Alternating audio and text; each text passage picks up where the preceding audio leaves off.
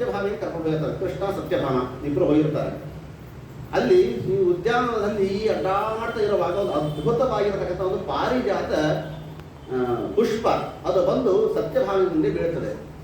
ಸತ್ಯಭಾಮ ಕೈ ತಗೊಂಡು ಎಷ್ಟು ಅದ್ಭುತವಾಗಿದೆಯಲ್ಲ, ಎಷ್ಟು ಸುಗಂಧಮಯವಾಗಿದೆಯಲ್ಲ ಕೃಷ್ಣ. ಹೆಣ್ಮಕ್ಳು ಏನಾದ್ರು ಸುಂದರವಾಗಿರ್ತಕ್ಕಂಥ ಒಂದು ಹೂವು ಕಂಡ್ರೆ ಇನ್ನೊಂದು ಡಜನ್ ಹೂವು ಕೊಡಿಸ್ತಾನೆ, ಇನ್ನು ಮಾಲಿ ಕೊಡಿಸೋದು ಕೇಳ್ಬೋದು.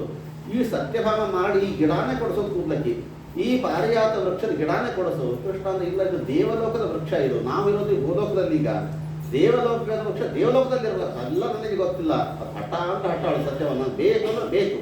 ಸರಿ ಆಯ್ತು ತಗೋ ಅಂತ ಹೇಳ ಯಾವ ಪಾರಿಜಾತ ವೃಕ್ಷವನ್ನು ಕಿತ್ತಿ ಗರುಡನ ಮೇಲೆ ಇಟ್ಟ. ಮತ್ತೆ ಇಂದ್ರನಿಗೆ ಅಸುರಾವೇಶ. ಇಂದ್ರ ಮತ್ತೆ ಯುದ್ಧಕ್ಕೆ ಬರ್ತಾ ಇದ್ದಾನೆ. ಆಗ ಇಂದ್ರ ಬಂದಾಗ ಮತ್ತೆ ಯುದ್ಧವಾಯಿತು. ಮತ್ತೆ ಅಸುರಾವೇಶ ಹೋದ ಮೇಲೆ ಇಂದ್ರ ಕೇಳ್ಕೊಳ್ತಾನೆ, ನೋಡಪ್ಪ ಕೃಷ್ಣ, ಈ ಪಾರಿಜಾತ ವೃಕ್ಷವನ್ನು ತಗೊಂಡು ನೀ ಹೋಗು, ಭೂಲೋಕದಲ್ಲೇ ಇಟ್ಕೋ ನಿನ್ನ ಮನೆಯಲ್ಲಿ, ನೀನು ಇರೋ ತನಕ ಮಾತ್ರ ವೃಕ್ಷ ಅದಿರಲಿ. ನೀನು ಯಾವಾಗ ಪರಂಧಾಮಕ್ಕೆ ಬರ್ತೀಯೋ ನಿನ್ನ ಹಿಂದೆನೇ ಈ ವೃಕ್ಷ ಕೂಡ ಬಂದುಬಿಡಬೇಕು. ಆ ಭೂಲೋಕದಲ್ಲಿ ಬಿಡ್ಲಿಕ್ಕೆ ಹೋಗ್ಬೇಡ, ಕಲಿಯುಗ ಬರುತ್ತೆ ಇನ್ನು ಮುಂದೆ ಭೂಲೋಕಕ್ಕೆ ಅಂತ ಇಂದ್ರ ಹೇಳಿ ಕಳಿಸಿರ್ತಾನೆ. ಆ ವೃಕ್ಷವನ್ನು ತಂದು ಸತ್ಯಭಾಮ ತನ್ನ ಮನೆಯಲ್ಲಿ ನೆಟ್ಟಿರ್ತಾಳಂತವ್ರು. ಕೆಲವು ಹೆಣ್ಣು ಮಕ್ಕಳಿಗೆ ಹೆಂಗಿರ್ತದೆ ಅಂತಂದ್ರೆ, ಹೊಸದಾಗಿರ್ತಕ್ಕಂಥ ಪದಾರ್ಥ ನನ್ನ ಮನೆಗೆ ತಂದಿದ್ರೆ ಪಕ್ಕದ ಮನೆಯಲ್ಲಿ ಇಲ್ಲದೇ ಇರತಕ್ಕಂಥ ಪದಾರ್ಥ ನನ್ನ ಮನೆಯಲ್ಲಿ ಇದೆ ಅಂತ ಅದೇ ಒಂದು ದೊಡ್ಡ ಹೆಮ್ಮೆ. ಅದು ಕೃಷ್ಣನ ಸಂಸಾರ ಹೆಂಗಿತ್ತು ಭೂಲೋಕದಲ್ಲಿ ಅಂದರೆ 16,108 ಮನೆಗಳು, ಅವಕ್ಕೆಲ್ಲ ಒಂದೊಂದು ಕಂಪೌಂಡ್ಗಳು. ರುಕ್ಮಿಣಿ ಸತ್ಯಭಾಮ ಇಬ್ಬರದು ಅಕ್ಕಪಕ್ಕ ಒಂದೇ ಕಂಪೌಂಡು, ಎರಡೊಂದು ಅಕ್ಕಪಕ್ಕ ಮನೆ ಇರ್ತಂತೆ. ಸತ್ಯಭಾಮ ಬಂದ ಗಿಡವನ್ನು ತನ್ನ ಕಂಪೌಂಡ್ನಲ್ಲಿ ನೆಟ್ಕೊಂಡು ಆ ಗಿಡ ಬೆಳೆದು ಬಾಜಿ ರುಕ್ಮಿಣಿ ಕಂಪೌಂಡ್ ಬೀಳ್ತಾ ಇತ್ತಂತೆ. ಈಚೆ ಬೇರಿಗೆ ನೀರು ಹಾಕ್ತಾ ಇದ್ದು ಅದು ಹೂ ಎಲ್ಲ ರುಕ್ಮಿಣಿ ಕಂಪೌಂಡ್ ಬೀಳ್ತಾ ಇತ್ತು ಅಂತೆಲ್ಲವು. ಅಂದರೆ ಇಬ್ಬರು ಕೂಡ ಒಂದೇ ಅವತಾರ, ಲಕ್ಷ್ಮೀದೇವಿ ಅವತಾರ ಅಂತ ತಿಳಿಸಿ ಕೊಡ್ತಾ ಇದ್ದಾರೆ. ಅಂದರೆ ಇವರಿಬ್ಬರಲ್ಲಿ ಯಾವ ರೀತಿಯಾಗಿ ನಾರದರು ಒಂದ್ಸಲ ಹೀಗೆ ತಮಾಷೆ ನೋಡ್ತಾ ಇದ್ದಂತೆ. ತೂಗು ಮಂಚದ ಮೇಲೆ ಕೃಷ್ಣ ಕೂತಿದ್ದಾರೆ, ಕೃಷ್ಣ ಹಾಗೂ ರುಕ್ಮಿಣಿ ಇಬ್ಬರು ಕೂತಿದ್ದಾರೆ. ನಾರದರು ಒಂದೇ ಒಂದು ಹೂವನ್ನು ತೊಗೊಂಡು ಬಂದರು, ಅದ್ಭುತವಾದ ಹೂವು. ಕೃಷ್ಣನ ಕೈಗೆ ಕೊಟ್ಟರಂತೆ. ಕೃಷ್ಣ, ರುಕ್ಮಿಣಿ, ಸತ್ಯಭಾಮ ಇವರಿಬ್ಬರಲ್ಲಿ ನಿನಗೆ ಯಾರ ಮೇಲೆ ಬಹಳ ಪ್ರೀತಿ ಇದೆಯೋ ಅವರಿಗೆ ಈ ಹೂವನ್ನು ಕೊಡು. ಕೃಷ್ಣ ಅಂದ ಇದೇನೋ ಒಳ್ಳೆ ಸಂಘ ಸಿಗಿಸ್ತಾರಲ್ಲಪ್ಪ ಇವರು. ಈಕೆ ಕೊಟ್ಟರೆ ಆಕೆ ಸಿಟ್ಟು, ಆಕೆ ಕೊಟ್ಟರೆ ಈಕೆಗೆ ಸಿಟ್ಟು. ಈಗ ಪಕ್ಕದಲ್ಲೇ ರುಕ್ಮಿಣಿ ಕೂತಿದ್ದು ಆಕೆ ಮುಂದೆ ಕೇಳಿಬಿಟ್ಟಾರೆ. ಸಾಕಿ ಮುಂದಂದ್ರೆ ಈಗಂದ್ರೆ ತಪ್ಪಿಸ್ಕೊಳ್ಳುವಂತೆ ಆ ಹೂವನ್ನು ರುಕ್ಮಿಣಿ ತಲೆಗೆ ಮುಡಿಸಿ ಬಿಡ್ತಾರೆ. ಅಷ್ಟಕ್ಕೆ ಸುಮ್ಮನೆ ಕೂತ್ಕೊಂಡಾದ್ರು ನೇರ ಸತ್ಯಭಾಮ ಮನೆಗೆ ಹೋದರು. ಸತ್ಯಭಾಮ, ನಿನ್ನ ಗಂಡನಿಗೆ ನಿನ್ನ ಮೇಲೆ ಪ್ರೀತಿನೇ ಇಲ್ಲ, ಯಾಕೆ ಈಗ ನಾವು ಹೂವನ್ನು ಕೊಟ್ಟಿದ್ದೆ ನನಗೆ ತಂದು ಮುಡಿಸ್ತಾರೆ ನೋಡ್ರಿ, ಇನ್ನೇನು ಮುಡಿಸೋದು, ರುಕ್ಮಿಣಿ ಮುಡಿಸಿ ಆಗೋಯ್ತು ತಂದ್ರು ಅವ್ರು. ಅಷ್ಟೇ ಸಿಟ್ಟು ಬಂತು ನೋಡ್ರಿ ಯಾವ ಸತ್ಯಭಾಮಿಗೆ. ಬಾಗಲ ಹಾಕ್ತಾಳೆ. ಇದೆಲ್ಲ ದಾಸರೇ ಒಂದು ದೊಡ್ಡ ಹಬ್ಬ. ಗಂಡ ಹೆಂಡತಿಯರಲ್ಲಿ ಜಗಳವನ್ನು ಕಂಡಾಗ ಏನು ಇಡೀ ದಶಾವತಾರಗಳ ಹೊರಡದಿಂದ ದಾಸರಲ್ಲಿ ಕೊಂಡಾಡ್ತಾರೆ. ಯಾಕೆ ನಾರದರು ಹೀಗೆ ಮಾಡ್ತಾರೆ ಅಂತಂದರೆ, ನಾರದರಿಗೆ ಮುಖ್ಯವಾಗಿರ್ತಕ್ಕಂಥದ್ದು ಎಲ್ಲರಿಗೂ ತತ್ವವನ್ನು ತಿಳಿಸಬೇಕು ಅನ್ನೋದೇ ದೊಡ್ಡದಾಗಿರ್ತಕ್ಕಂಥ ಅವರಿಗೆ ಆತ್ಮವಿಶ್ವಾಸ. ಈ ಮನುಷ್ಯರಾದವರು ಹೆಂಗೆ ತತ್ವ ತಿಳ್ಕೊಳ್ತಾರೆ, ಹೆಂಗೆ ಇವರು ಪ್ರಾಣ ಪುಣ್ಯಕತೆ ಪರಮಾತ್ಮ ಕತೆ ತಿಳ್ಕೊಳ್ತಾರೆ ಅಂತಂದರೆ, ಬರೀ ನೀವೆಲ್ಲ ಇವತ್ತು ಭಾಗವತ ಪುರಾಣ ಹೇಳ್ತಿದ್ದೀವಿ, ಬರೀ ನೀವು ಬ್ಯಾನರ್ ಕಟ್ಟ್ರಿ, ಅನೌನ್ಸ್ ಮಾಡಿರಿ, ಬೇಕಾದ ಮಾಡಿರಿ ಕೂಡ ಯಾರು ಕೂಡ ಬಂದು ನಮಗೆ ಕೊಡೋದಿಲ್ಲ ಭಾಗವತ ಕೇಳ್ತೀವಿ ಅಂತೇಳಿ. ಯಾಕೆ ಅಂತಂದರೆ ಇವತ್ತಿನ ಜನ ಹೆಂಗೆ ಎದರಲ್ಲಿ ಇಂಟ್ರೆಸ್ಟ್ ಅದ ಅಂತಂದರೆ, ಜಗಳದಾಗ ನಮ್ಗೆ ಭಾಳ ಇಂಟ್ರೆಸ್ಟ್ ಅದ. ಇಷ್ಟೆಲ್ಲ ಭಾಗವತ ಇಷ್ಟೆಲ್ಲ ಏರ್ಪಾಡು ಮಾಡಿರ್ತೀವಿ, ಬ್ಯಾನರ್ ಕಟ್ಟಿರ್ತೀವಿ, ಊಟಕ್ಕೆ ಹಾಕ್ತೀವಿ, ಎಲ್ಲ ಮಾಡ್ತೀವಿ, ಯಾರು ಬರೋಂಗಿಲ್ಲ ಇಲ್ಲಿ. ಇವರೇ ಇನ್ನೂ ಇಷ್ಟು ಜನ ನೀವು ಬಂದಿರೋದು ನಮ್ಮ ಪುಣ್ಯ ಅಷ್ಟೇ. ಬೆಳಗಾವಿನಲ್ಲಿ ಇಷ್ಟು ಜನ ಸೇರೋದು ನೋಡೋದು ನಾವೆಲ್ಲ. ಬೇರೆ ಕಡೆ ಯಾರು 10-20 ಮಂದಿ ಕೂತಿರ್ತಾರೆ ಅಷ್ಟೇ.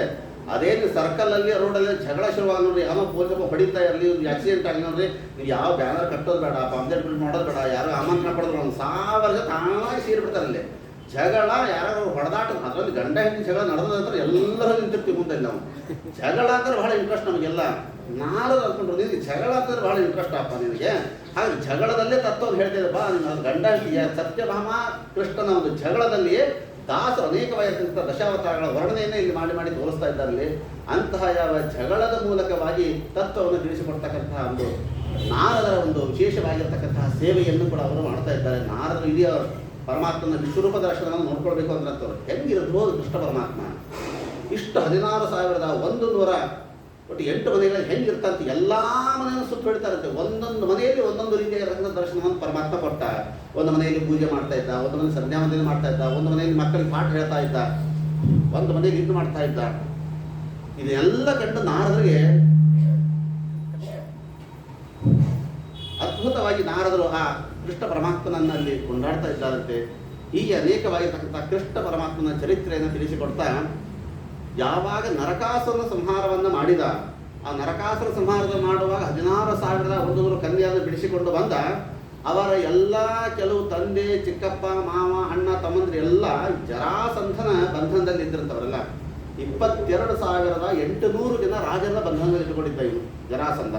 ಒಂದು ದೊಡ್ಡ ಯಜ್ಞವನ್ನು ಮಾಡಬೇಕು, ಇವರನ್ನ ಬಲಿ ಕೊಡಬೇಕು ಅಂತ ಹೇಳಿ ಅವರೆಲ್ಲರೂ ಸೇರಿಕೊಂಡು ಒಬ್ಬ ದೂತನನ್ನು ಕೊಟ್ಟು ಕಳಿಸ್ತಾರೆ. ನೀನು ಹೋಗಿ ಕೃಷ್ಣನ ಹತ್ರ ತಿಳಿಸು, ವಿವಾಹ ಬಾಂಧವಾರಣೆ. ಇಲ್ಲಿ ಕೂಡ ಅದೇ, ನಾವು ಬೇರೆ ಯಾರು ಅಲ್ಲಪ್ಪ, ಎಲ್ಲ ನಿನ್ನ ಹೆಂಡತಿ, ಚಿಕ್ಕಪ್ಪ, ಮಾಮ ಇವರೆಲ್ಲ ಸೇರ್ಕೊಂಡಿದ್ದೀವಿ. ಯಾವ ಕೃಷ್ಣ ಪರಮಾತ್ಮ ನಮ್ಮನ್ನು ಬಂಧನದಲ್ಲಿಟ್ಟಿದ್ದಾನೆ ಅವ್ರು ನಮ್ಮನ್ನು ಬಿಡಿಸ್ಲಿಕ್ಕೆ ಹೇಳು ಅಂತ ಹೇಳಿ ಅವರನ್ನು ಬಂಧನದಲ್ಲಿಟ್ಟಿದ್ದು ನಮ್ಮನ್ನು ಹೇಗಾದ್ರೂ ನೋಡಿ ಪಾರು ಮಾಡುವಂತೆ ಒಬ್ಬ ದೂತನನ್ನು ಕೊಟ್ಟು ಕಳಿಸಿದರು. ಅದೇ ಸಂದರ್ಭಕ್ಕೆ ಪಾಂಡವರು ರಾಜಸೂಯ ಯಾಗವನ್ನು ಮಾಡಬೇಕಾಗಿತ್ತು. ಪಾಂಡವರು ಒಬ್ಬ ದೂತನನ್ನು ಕೊಟ್ಟು ಕಳಿಸಿದ್ದಾರೆ ಕೃಷ್ಣನ ಹತ್ರ. ಪಾಂಡವರು ರಾಜಸೂಯ ಯಾಗವನ್ನು ಮಾಡಬೇಕಂತೆ, ಕೃಷ್ಣ ನೀನು ಬರಬೇಕಂತೆ ಅವನು ಬಂದು ಹೇಳಿ ಒಟ್ಟಿಗೆ ಬಂದು ಹೇಳ್ತಾ ಇದ್ದಾರೆ ಇಬ್ಬರು ದೂತರು. ಪರಮಾತ್ಮ ಯಾರ ಹತ್ರ ಹೋದಾಗ ಮೊಟ್ಟ ಮೊದಲು ಪಾಂಡವರ ಹತ್ರ ಬರ್ತಾ ಇದ್ದಾನಂತೆ. ಪಾಂಡವರ ಹತ್ತಿರ ಬಂದರೆ ಎರಡೂ ಆಗ್ತದೆ. ಈಗ ರಾಜಸೂಯ ಯಾಗ ಆಗಬೇಕು ಅಂತಂದ್ರೆ ಜರಾಸಂಧ ಸಾಯಲೇಬೇಕು. ಜರಾಸಂಧ ಸತ್ರನೇ ಅದು ರಾಜಸೂಯ ಯಾಗ ಆಗುವುದು. ಪಾಂಡವರ ಹತ್ರ ಬಂದ. ಪಾಂಡವರು ಧರ್ಮರಾಜ ಹೇಳಿದ, ನೋಡಪ್ಪ ಕೃಷ್ಣ, ನಾವು ರಾಜಸೂಯ ಯಾಗ ಮಾಡಬೇಕು ಅಂದ್ಕೊಂಡಿದ್ದೇವೆ.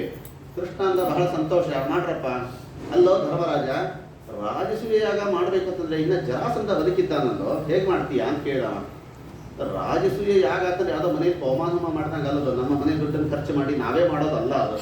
ರಾಜಸೂಯ ಯಾಗ ಅಂತಂದ್ರೆ ಎಲ್ಲ ರಾಜರನ್ನು ಸೋಲಿಸಬೇಕು, ಎಲ್ಲ ರಾಜರು ನತಮಸ್ತಕರಾಗಿ ನಾವು ಶರಣಾಗತರಾಗಬೇಕು. ಅವರು ಕಪ್ಪು ಕಾಣಿಕೆಯನ್ನು ಕೊಡ್ತಾರಲ್ಲ, ಅದರಲ್ಲಿ ಮಾಡಿದ್ರೆ ಅದು ರಾಜಸೂಯ ಯಾಗ. ಅದನ್ನು ಇವನು ಚಕ್ರವರ್ತಿ ಅಂತ ಆಗ್ತಾನೆ. ನೀ ರಾಜಸೂಯ ಯಾಗ ಮಾಡಬೇಕು ಅಂತ ಹೊರಟಿದ್ದೀಯಾ, ಜರಾಸಂಧ ಬದುಕಿದ್ದಾನಲ್ಲ. ಧರ್ಮರಾಜನಾಗಿ ಹೌದಲ್ವ, ಮರ್ತು ಬಿಟ್ಟಿದ್ದೆ ನಾನು, ಕ್ಯಾನ್ಸಲ್ ಅಂದ್ಬಿಟ್ಟವ, ರಾಜ ಯಾಗನೇ ಕ್ಯಾನ್ಸಲ್ ಮಾಡೋಣ ತಂದ್ಬಿಟ್ಟವ. ಭೀಮ ಬಂದು ಹೇಳ್ತಾನೆ, ಅಣ್ಣ ಎಲ್ಲಿಟ್ಟಿ ಬುದ್ಧಿ ನೀನು, ಕೃಷ್ಣನ ಮರ್ಮ ತಿಳ್ಕೋ ನೀನು. ಕೃಷ್ಣ ಜರಾಸಂಧ ಬದುಕಿದ್ದಾನಲ್ಲ ಅಂದ್ರೆ ಜರಾಸಂಧನ ಸಾಯಿಸು, ಆಮೇಲೆ ಯಾಗ ಮಾಡೋದು ಅರ್ಥ, ಹೊರತಾಗಿ ಯಾಗ ಬಿಡೋಂತ ಅರ್ಥ ಅಲ್ಲ. ಈಗ ಜರಾಸಂಧನ ಸಾಯಿಸ್ಲಿಕ್ಕೆ ಆಗ್ತದ? ಅವಶ್ಯವಾಗಿ ಅದಕ್ಕೆ ಭೀಮಸೇನ ದೇವರು ಹೇಳ್ತಾರೆ, ನಾವು ಯಾವುದಾದ್ರೂ ಒಂದು ಅದ್ಭುತವಾದ ಕಾರ್ಯವನ್ನ ಮಾಡಬೇಕು ಅಂದರೆ 3 ಇರಬೇಕಂತೆ. ಒಂದು ಮಹಾಪ್ರಯತ್ನ ಇರಬೇಕು, ಸ್ಥಿರೋರ ಭಾವ ಏವಮೇ. ಮಹಾಪ್ರಯತ್ನ ಓ ಹರೇಹೇ, ದೇವರ ಅನುಗ್ರಹ, ಮಹಾಪ್ರಯತ್ನ, ನಮ್ಮ ಸ್ಥಿರವಾದ ಮನಸ್ಸು, 3 ಒಂದು ಕಡೆಗೆ ಸೇರಿತಂದ್ರೆ ಬೇಕಾದಂಥ ಅಸಾಧ್ಯವಾದ ಕಾರ್ಯವು ಸಾಧ್ಯವಾಗ್ತದೆ. ನಮಗೆ ಯಾಗವನ್ನ ಮಾಡಬೇಕು ಅನ್ನೋ ಸ್ಥಿರವಾದ ಮನಸ್ಸು ಇದೆ, ಸಾಕ್ಷಾತ್ ಕೃಷ್ಣನೇ ನಿಂತಿದ್ದಾನೆ, ಪರಮಾತ್ಮನ ಅನುಗ್ರಹ ಇದೆ. ಪ್ರಯತ್ನ ಒಂದನ್ನು ಮಾಡಿದರೆ ಸಾಕು, ಜರಾಸಂಧ ಸತ್ತೇ ಸಾಯ್ತಾನೆ ಅಂತೇಳಿ ಕೃಷ್ಣ, ಅರ್ಜುನ, ಭೀಮಸೇನ 3 ಜನ ಬ್ರಾಹ್ಮಣರ ವೇಷದಲ್ಲಿ ಮಗಧ ಪಟ್ಟಣಕ್ಕೆ ಇಲ್ಲಿ ಬರ್ತಾ ಇದ್ದಾರಂತೆ ಜರಾಸಂಧನ ಸಂಹಾರಕ್ಕೋಸ್ಕರವಾಗಿ.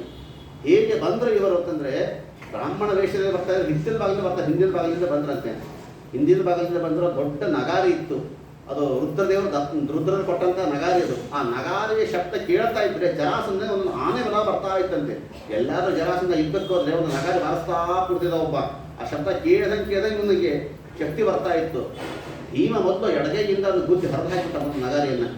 ಹರಿದು ಹಾಕಿಟ್ಟು ಅವ್ರ ಮನೆಯೊಳಗೆ ಮಗಧ ಪಟ್ಟಣಕ್ಕೆ ಪ್ರವೇಶ ಮಾಡ್ತಾ ಇದ್ದಾರೆ. ಮೊದಲು ಎಡಗಾಲನ್ನು ಮುಂದಿಟ್ಟಂತೆ. ಇವೆಲ್ಲ ಶತ್ರು ನಾಶಕದ ಸೂಚನೆಗಳು. ಎಡಗಾಲನ್ನು ಮುಂದೆ ಇಟ್ಟು ಹೋಗೋದು, ಅದ್ವಾರೇಣ ಗವಿಷ್ಯತೆ, ಹಿಂದಿನ ಭಾಗದಿಂದ ಹೋಗೋದು ಶತ್ರು ಸೂಚಕ. ಇವೆಲ್ಲ ಮನೆಗೆ ಬರ್ತಕ್ಕಂಥ ಸೊಸಿಯನ್ನ ಮುಂದಿನ ಭಾಗದಿಂದ ಬರಮ್ಮ ಅಂತ ಹೇಳ್ತಾರೆ. ಬಲಗಾಲನ ಒಳಗಿಟ್ಟು ಬಾಗಿ ಶತ್ರು ಆಗಬಾರ್ದು ಅಂತೇಳಿ. ಯಾಕೆ ಆರ್ಮಿನಲ್ಲಿ ನೋಡ್ರಿ, ಮಿಲಿಟರಿ ಲೆಫ್ಟ್ ರೈಟ್, ಲೆಫ್ಟನ್ನು ಕಾಲು ಮುಂದಿರ್ತಾರೆ ಅವರು. ಯಾಕಂದ್ರೆ ಕೊಲ್ಲಿಕ್ಕೆ ಕೊಂಟವ್ರು, ಶತ್ರು ಕೊಲ್ಲೋದು ಕೊಂಟವ್ರು ಅವರನ್ನ ಲೆಫ್ಟ್ ಮುಂದೆ ಹೋಗ್ತಾರೆ. ಹಾಗೆ ಇವರು ಲೆಫ್ಟ್ ರೈಟ್, ಇವರು ಲೆಫ್ಟ್ ಮುಂದೆ ಇಟ್ಟಂತ. ಇವರು ಸೀದಾ ಹೋದಂತೆ ಜರಾಸಂಧನ ಜೊತೆಗೆ 15